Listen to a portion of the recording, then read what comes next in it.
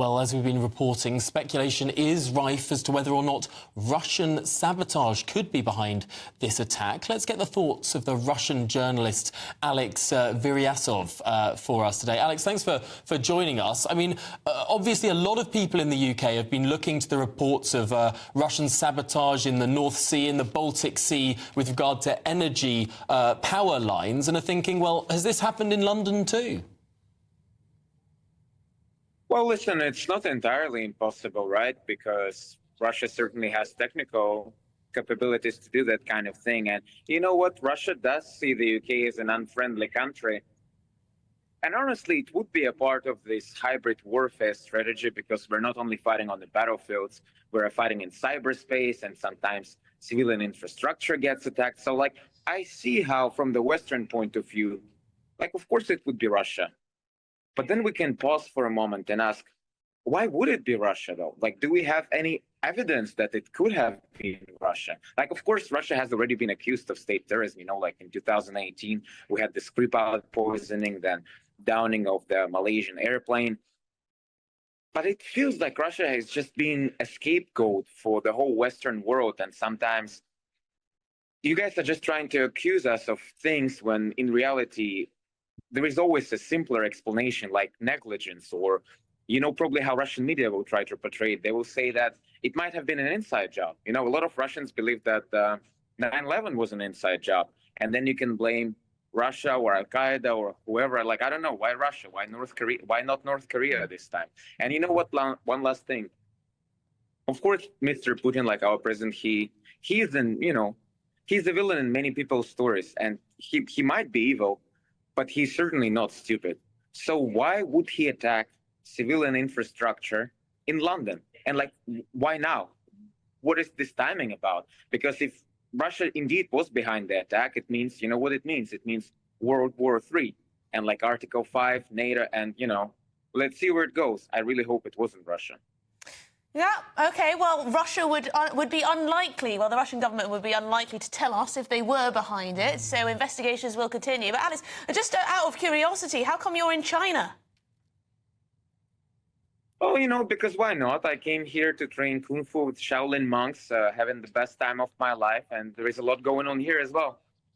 Yeah, it's one of the few places that Russians can go at the moment. Alex, thanks indeed for joining us. Hope to speak to you soon indeed. Thanks for your perspective there, Russian journalist. There you go, jumping to conclusions. And with hundreds of thousands of Brits having their travel plans disrupted, in the last hour, the London Mayor, Sadiq Khan, gave an update on the Heathrow shutdown situation. Let's take a listen. So when these sorts of incidents occur of this seriousness, they're often declared a major incident. This was declared a major incident last night for obvious reasons, proximity to Heathrow Airport and so forth. The fire service, the fire brigade, has a chief investigator on the scene. They've been there since early this morning. They work really closely with the Met Police Service. The Met Police Service bring in specialist expertise as and when, clearly because of the proximity of the substation to the airport. It's not a surprise the counter-terror team's been involved. The Met Police Service, the fire brigade, will make sure that the public know whenever there's any information to pass on to the public, but there's no reason at all to suspect foul play at the moment.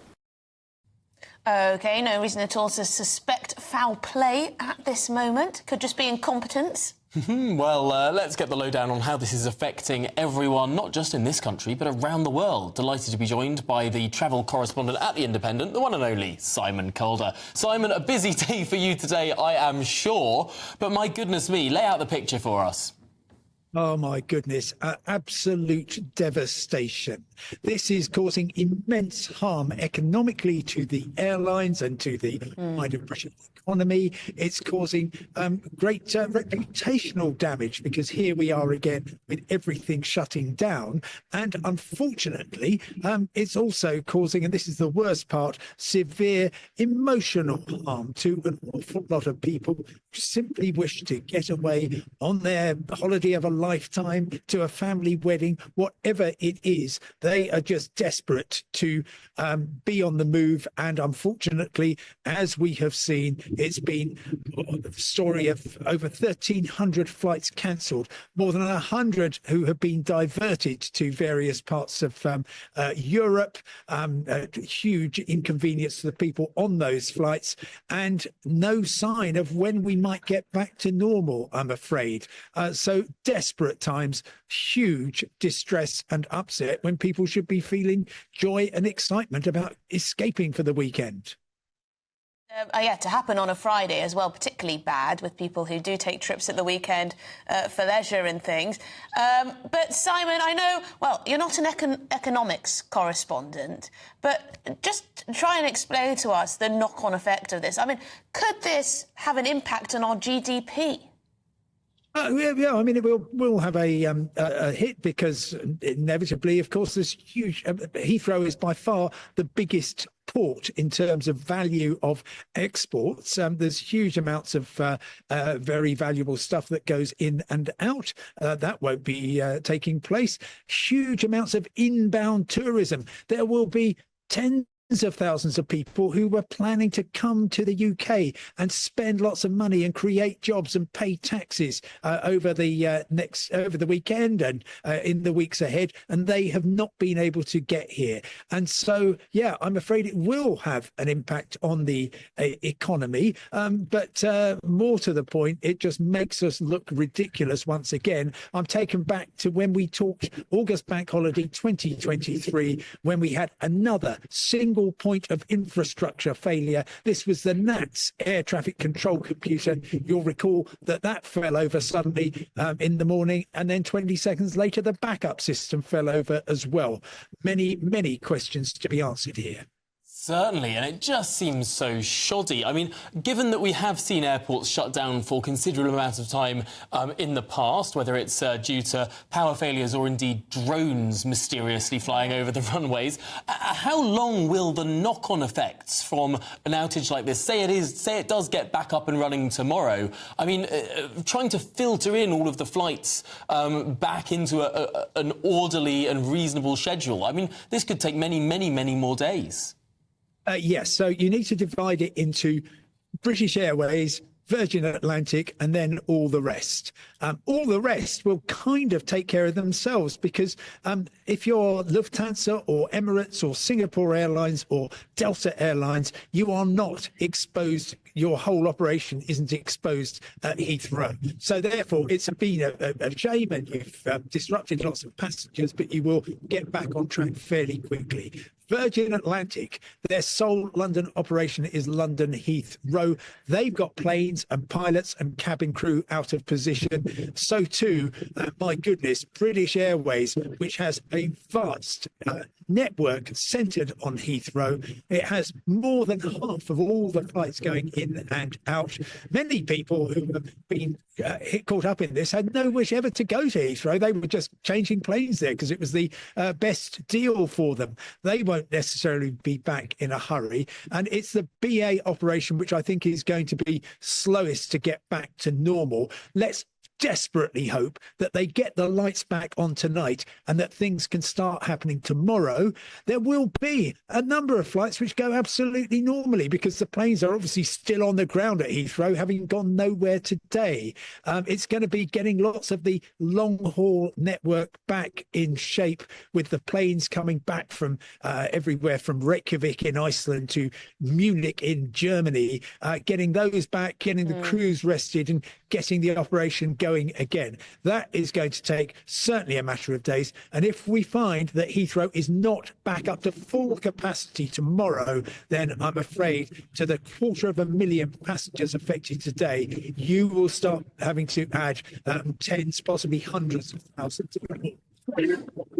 All right, well, Simon Corder, thank you very much indeed. Dropped his camera there a little bit, I think. That's the travel correspondent at The Independent, of course, in Glasgow. We haven't heard too much from the government about what might be behind this, what exactly is being investigated. But with your experience, what sort of questions will they be seeking answers for? Yeah, I mean, the government will be very keen at the moment to ensure that it is listening to everybody, that it's making sure that it is getting very accurate information. Number 10 will be on the phone to the Department for Transport wanting constant updates, and they'll need to get it absolutely right. They'll be looking as well to coordinate between different parties. They'll be careful not to get in the way. There's people who are trying to manage this situation, who are trying to get things back online, who are trying to get people where they need to go. And the key thing as government is you need to know what's going on. You need to help if you're asked, but you need not to create more work for the people who are trying to solve things. They'll also be very keen as well to make sure that the comms that they put out are along the lines of reassuring people and offering help to people so that they know where to go if they are delayed, as we heard Sue was earlier. So they'll be really keen to be doing that at the moment. That'll be the emergency plan. But in the background, there'll be an investigation going on as to what has happened. They'll be keen not to jump to any conclusions, but they'll be looking to learn lessons so that we don't see this sort of thing again. Because as you've been covering in your programme already, there really are some questions to be asked around critical national infrastructure and single points of failure. Yeah, certainly, and that's, I suppose, one of the big issues going forward. I mean, after the immediate crisis management, I suppose, there will have to be questions asked looking back at how there is this sort of single point of failure for Heathrow Airport. Yes, that's exactly what I'd be wanting to know. I mean, I would right now be dealing with the crisis, dealing with those, the steps I've said already, which is around comms, around letting the investigators do their job. But I'd certainly be wanting to know the answer to these questions, because while we don't know what's caused this, there's lots of stories out there. Obviously, the question about interference from foreign actors will understandably worry people, but there's no evidence of that so far. But that, to a certain extent, isn't the point, because it could be that. And that's the thing that we have to look at. There could be other incidents in the future where you do see foreign actors get involved. And to a certain extent, right now, the cause of it is something for another day. But what we do need to start thinking about as a country is, whatever the cause is, what do we do to make sure that we don't lose critical national infrastructure through single points of failure? Airports we've seen today, could be power stations, could be the NHS, could be payment systems. The list goes on and on.